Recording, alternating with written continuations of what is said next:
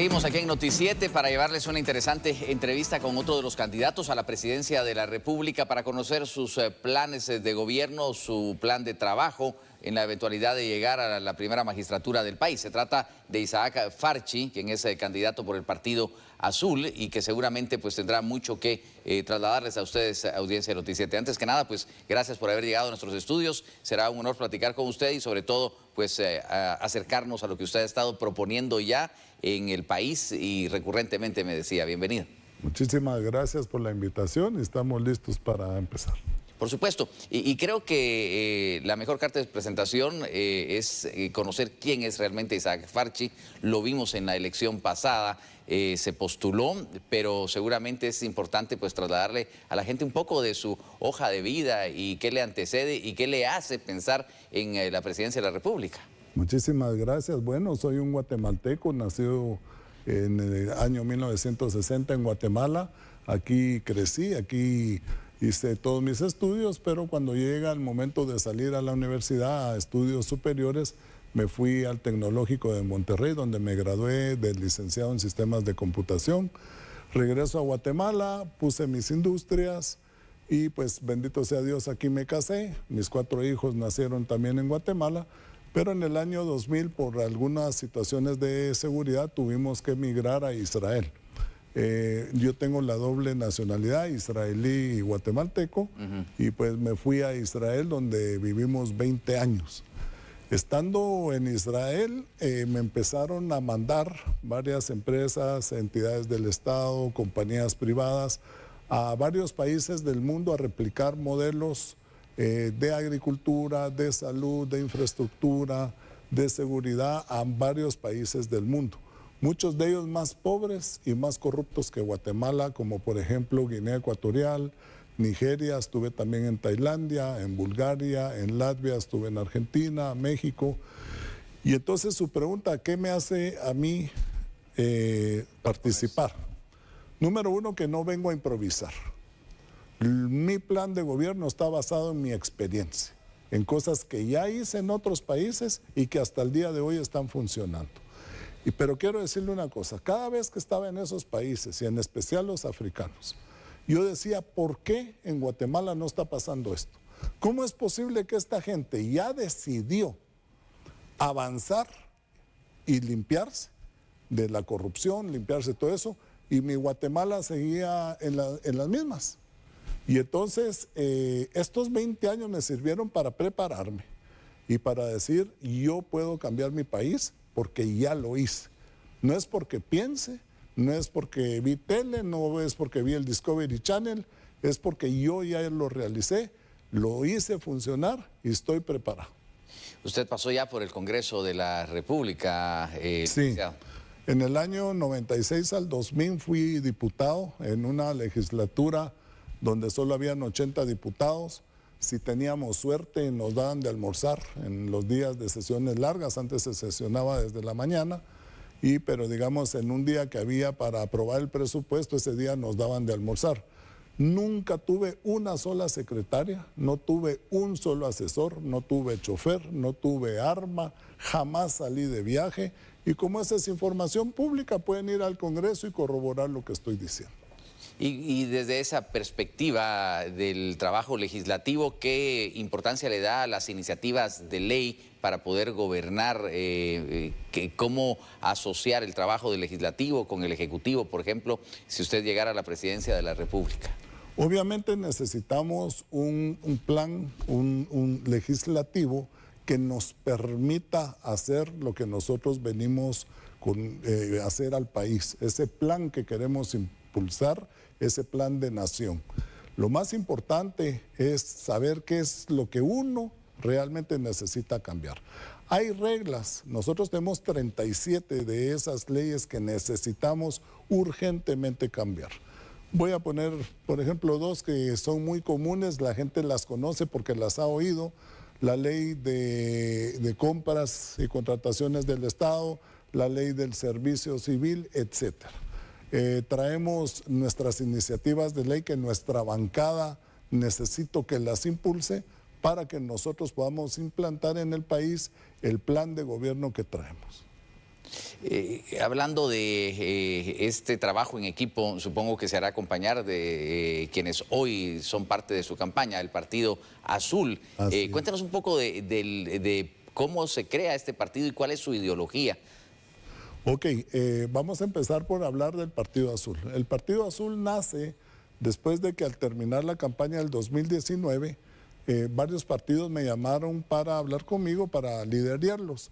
Y les soy sincero, y disculpen que vaya a hablar así, por eso me dicen el machete Farchi, me sentí muy incómodo en todos los partidos.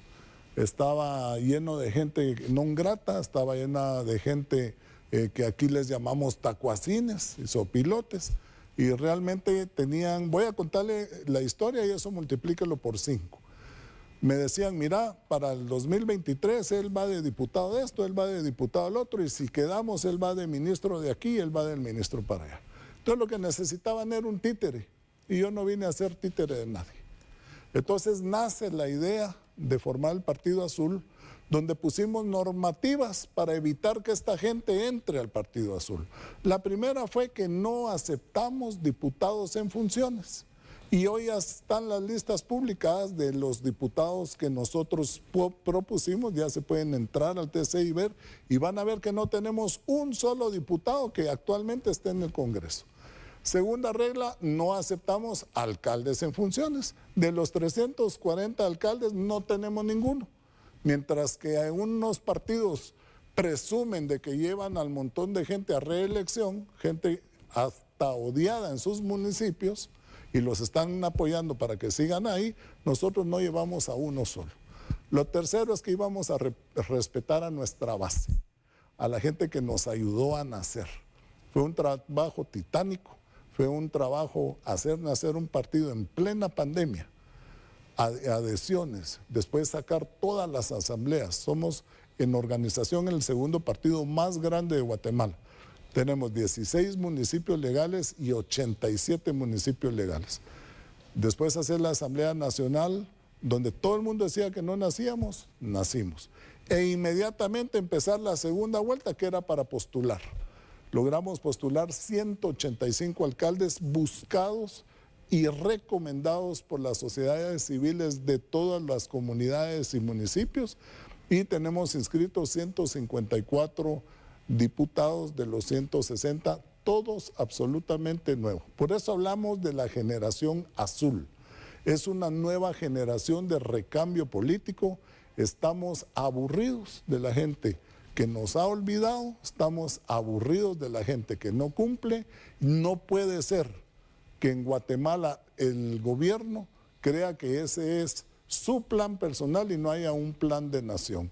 Aquí en Guatemala es mala palabra ser político. En otros lados es orgullo, porque el político es un líder. El político es el que hace que el país avance, el que le da bienestar a la gente.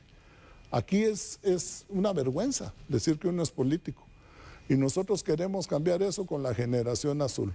Le estamos proponiendo al pueblo de Guatemala solo gente preparada, nueva y que tiene ganas de servir. Y una composición variada, hombres, mujeres, jóvenes, mayores. ¿Cómo está compuesta esta propuesta? Nosotros creemos que tenemos el porcentaje aproximado, son 80% de gente nueva que quiere participar en política, la mayoría profesionales, 20% de gente con experiencia, gente en todas las ramas de su vocación, salud, agricultores, y gente de la agroindustria, porque traemos programas muy fuertes de maquila agrícola, gente que juristas. O sea, tenemos un abanico muy grande de gente con mucha experiencia, pero detrás de ellos viene la generación de esos abogados nuevos, de esos nuevos emprendedores, de toda esa gente que quiere salir adelante con programas y que necesitan la ayuda de un gobierno para precisamente salir adelante. Para entrar en materia de los temas medulares, supongo que pues hay un plan de gobierno y un y una respuesta para cada tema, de lo Así cual es. pues le anticipo que podríamos hablar en la segunda parte de esta entrevista. Pero nos vamos a ir precisamente al contacto con nuestros patrocinadores y volveremos de inmediato. Estamos con Isaac Farchi del Partido Azul, candidato a la presidencia de la República. Vamos y volvemos.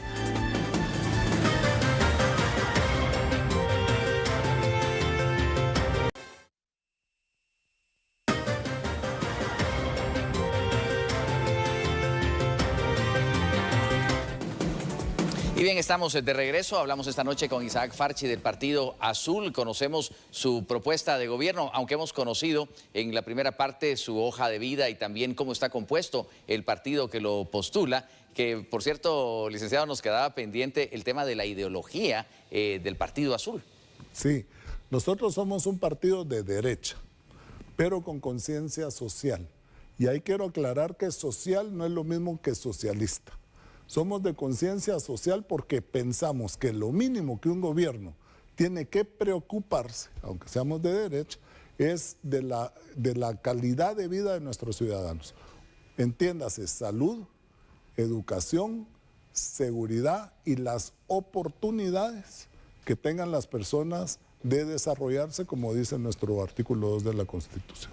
Bueno, y entremos precisamente en materia, porque si algo demanda hoy la población y necesita, porque aparte redunda en otros temas, es la seguridad. Estamos cansados de las extorsiones, el tema de las maras ha venido a ser pues una amenaza permanente y también pues una comparación con lo que está haciendo El Salvador, que lo hemos hablado con otros candidatos a la presidencia. Pero ¿cuál es su visión? ¿Cómo mejorar esta seguridad ciudadana, licenciado?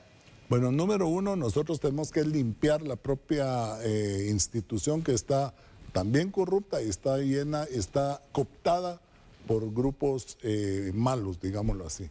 La Policía Nacional, que es la encargada de darle a la sociedad, porque el ejército le da al país, la Policía Nacional nos da a los ciudadanos, solo tenemos 42,000 personas ahí. De esas 42,000 personas, son 24,000 los que son agentes efectivos en la calle. Esas 24,000 agentes que tenemos, 12,000 están de vacaciones o están de descanso y otros 12,000 están adentro. Los que están de descanso 6 días y los que están adentro 11 días. Esa es la metodología actual. Entonces hacen turnos de 8 horas, lo que quiere decir que solo el 25% de la fuerza cuida a todo un país de 17 millones de personas. Entonces, entiéndase que no tenemos la capacidad. Por lo tanto, hay que incrementar el número de agentes, profesionalizarlos, entrenarlos y darle todo el apoyo, no solo de inteligencia, sino que de tecnología y de soporte. ¿Cómo se hace esto? Porque usted dijo la extorsión. La extorsión no se trabaja igual que un asalto, no se trabaja igual que una mara, no se trabaja igual que un grupo de asaltantes. Cada uno tiene sus especialidades y hay que entrenarlos para eso y hay que equiparlos a ellos para eso. Pero también hay que dignificarlos. Los agentes de policía no solo tienen un salario que no les alcanza, sino que encima de todo, cuando actúan jurídicamente, el Estado no los protege.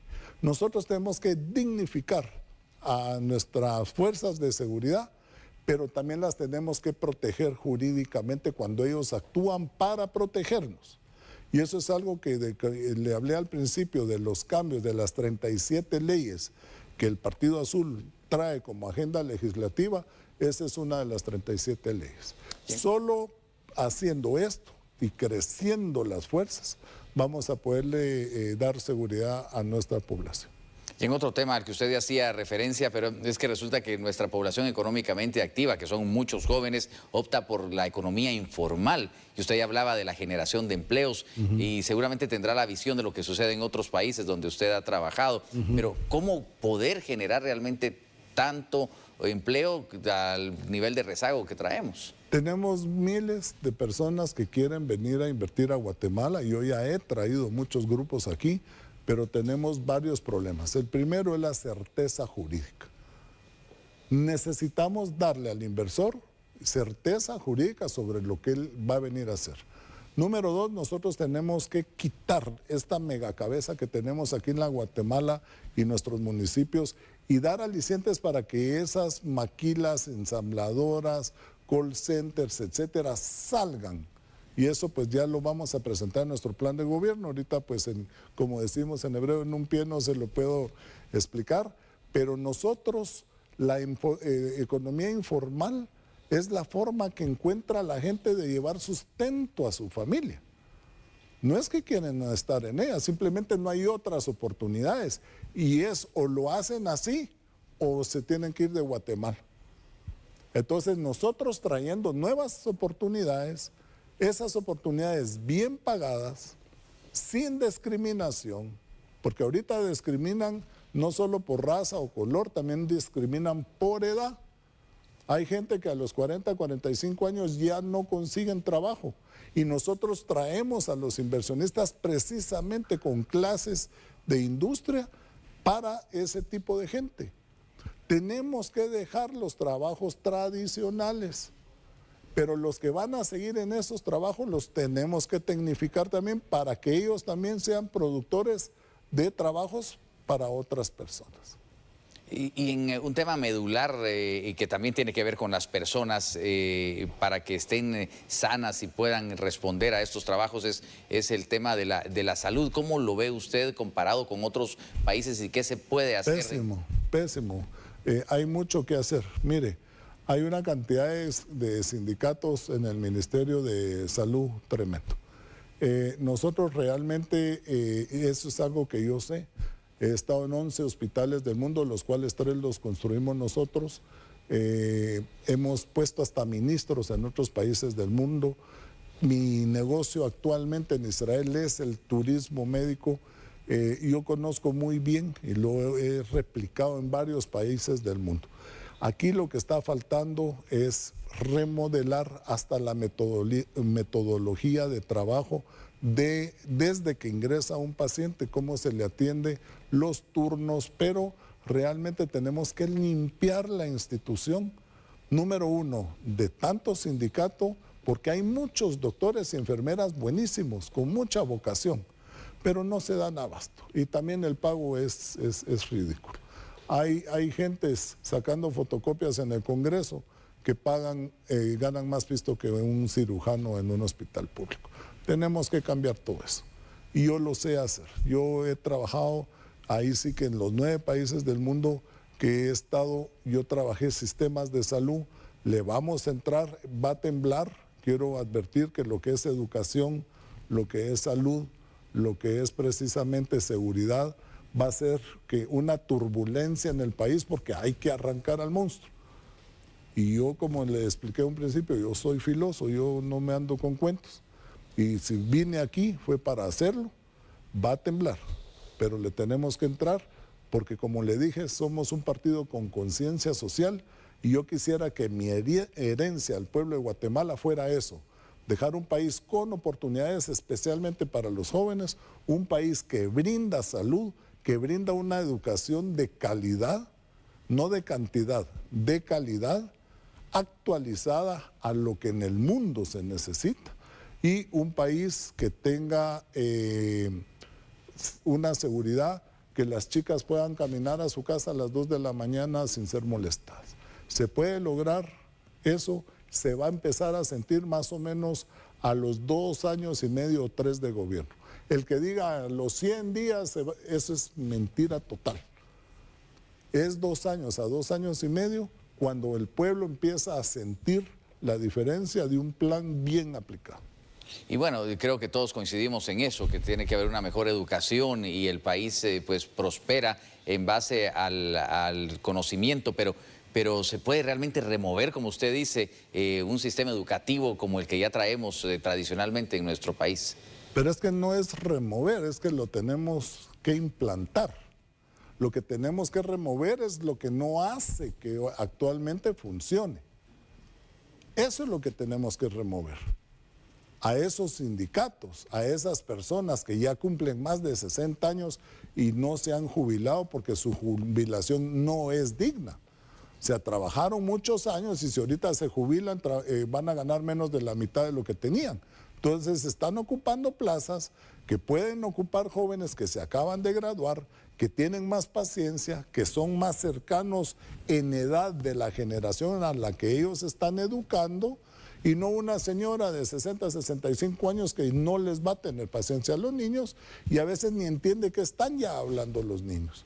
Entonces por eso le decía, no es la cantidad de educación, porque no hay 4 materias básicas: matemáticas, sociales, lenguaje y ciencias. Esas son, y después deberíamos de tener carriles, porque los maestros actuales en todos lados del mundo son capaces de detectar cuál es la habilidad del niño y los van dirigiendo hacia eso, que el gobierno pues abrió esos pensum para eso. Pongamos el caso de Israel. Hay 12 diferentes secundarias y bachilleratos hacia donde el niño puede agarrar. Un niño que es artista, que le gusta la música, ¿por qué le vamos a estar metiendo química y física y no le sirve, no lo quiere, no lo entiende? Lo hacemos perder años por gusto. Entonces, ¿qué hacen? Se van de los colegios. Entonces, sacando de esas 4 materias, porque necesitamos gente que sepa escribir correctamente, que sepa hacer números. Digamos, usted acaba de hablar de la economía informal, por lo menos que puedan hacer cuentas, ¿verdad? Pero tenemos que sacar a esa gente educada y que nosotros mismos les abramos el camino hacia las oportunidades que estamos trayendo. Claro. Tenemos que ser generadores de nuestra propia mano de obra calificada. ¿Por qué? Porque tenemos instalado en el país esa clase de oportunidades que les podemos dar a la gente. Pues creo que son temas medulares importantes. Quizás nos llevaría a una entrevista completa el tema de la infraestructura, pero ¿qué le gustaría dejar a usted como presidente de la República en esta materia de infraestructura? Vial. Pues podría ser, usted diga. La infraestructura vial no se puede componer antes de 12 años. O sea, cambiar los trazos que dejó Jorge Ubico, que es seguir las ruedas de las vueltas de las montañas, es imposible cambiarlas en 3 o 4 años. Nosotros tenemos que entender que las carreteras son las venas de nuestro país. Ahí circulan todos nuestros bienes y circulamos nosotros. Entonces, lo que sí tenemos que hacer es levantar la red vial actualmente existente y dejar planificado para los siguientes periodos una red vial nueva y moderna. Yo no calculo que antes de 12 años podamos tener una red vial rediseñada y renovada. Pero lo que sí podemos nosotros y debemos de hacer es que la existente cuente con todas las, número uno, esté levantada, quiere decir que esté nítida, que esté como alfombra, que no sea un gran logro el gobierno porque tapó hoyos, ¿va? Bachamos hoyos y traemos hasta la banda para inaugurar que tapé un hoyo. Levantar eso, llenarla de sistemas de seguridad vial, ayudas viales para la gente que se accidente, que se pincha y todo ese tipo de situaciones que pasan en las carreteras, trazar el nuevo sistema vial del país, que dicho sea de paso también es una de las cosas más caras que tiene un país, pero es la que mayor desarrollo permite. Por supuesto. Pues seguramente tendremos oportunidad durante esta campaña, que se hace corta, además por los días, de volver a conversar. Agradecemos este acercamiento con la audiencia de Noti7 y estaremos pendientes de cómo se vaya desarrollando esta campaña política y sus propuestas de gobierno. Muchas gracias. Le agradezco mucho la invitación y muchas gracias por darme la oportunidad de dar a conocer al Partido Azul. El licenciado Isaac Farchi del Partido Azul, precisamente en esta interesante entrevista que complementa el desarrollo de las entrevistas que hemos hecho pues aquí en Noti7 y que seguirán, por supuesto, durante este proceso de elecciones 2023, de lo cual tendremos pues toda la información. Vamos a una nueva pausa, volvemos de inmediato, tenemos más noticias para ustedes.